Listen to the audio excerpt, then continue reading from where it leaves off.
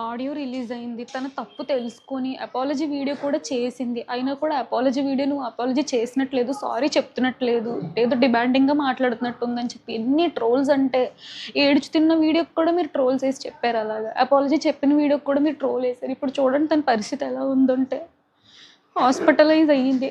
హాస్పిటల్‌లో బ్రీతింగ్ అందక ఐసీయూలో ఉంది. ఆక్సిజన్ పెట్టారు. అసలు ఇటువంటి ఘోరమైన స్థితి ఎవ్వరికీ రాకూడదు. తను చేసింది తప్పే అండి. నేను కాదనట్లేదు, ముమ్మాటికి తప్పే. కానీ తను చేసిన తప్పుకి రియలైజ్ అయ్యి సారీ అడిగింది కదా! యాక్సెప్ట్ చేయొచ్చు కదా! పెద్ద వీడియో చేసే స్థితిలో లేదు తను ఆ రోజు. అయినా కానీ సారీ అడిగి వీడియో చేసింది.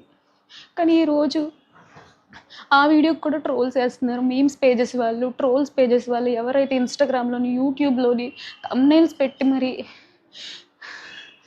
చెప్పలేనండి. మొన్నే మా ఇంట్లో మా డ్యాడీ చనిపోయారు. 3 నెలలు కూడా అవ్వలేదు ఆయన చనిపోయి.